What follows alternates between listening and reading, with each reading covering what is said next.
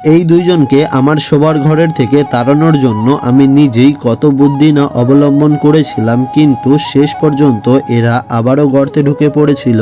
তোমরা কি ভুলে গেছো নাকি মনে রেখেছো এই দুইজনের কথা? এই দুইজনের বাসস্থান কিন্তু ছিল আমার শোবার ঘরে একটি পরিত্যক্ত উনানের ভেতরে। আর এদেরকে আমি সেই উনানের ভেতর থেকে তাড়ানোর জন্য কিন্তু এদের গর্তের ভেতরে আমাদের কলের থেকে প্রায় 200 থেকে 250 বালতি জল ঢেলেছিলাম। কিন্তু এদের গর্তে প্রায় 200-250 বালতি জল ঢালার পরেও এরা বাইরে তো এসেছিল, কিন্তু আবারও সেই গর্তের ভেতরেই প্রবেশ করেছিল। কোনো লাভ হয়নি। সেই কারণে আমি রাত্রিবেলায় সাইকেল নিয়ে চলে গেছিলাম আমাদের এলাকার একটি সারের দোকানে 1 প্যাকেট গ্যামাক্সিন পাউডার আনার জন্য। আর এই গ্যামাক্সিন পাউডার ইউজ করেই যাতে আমি রাত্রিবেলা নির্ভয়ে আমার ওই ঘরে ঘুমাতে পারি।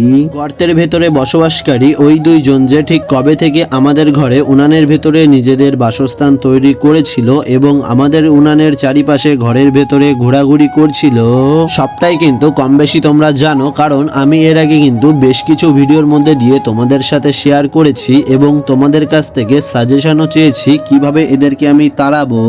এইদিকে কিন্তু আমি আমার বিছনাটাও আজকে ভালোভাবে ঝেড়ে নিয়েছিলাম শুধুমাত্র ওই দুইজনের ভয়ের কারণে।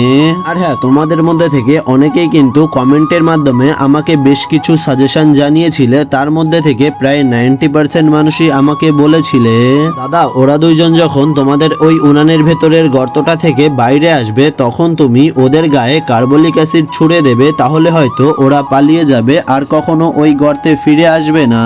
এইবার আমি তোমাদের একটা কথা বলি, এদের এইরকম বড় বড় আকার দেখে হয়তো ভয় লাগে, কিন্তু এরা এতটাও ভয়ানক না। আর এরা কিন্তু অন্যদের মতো তেমন একটা আক্রমণও করে না।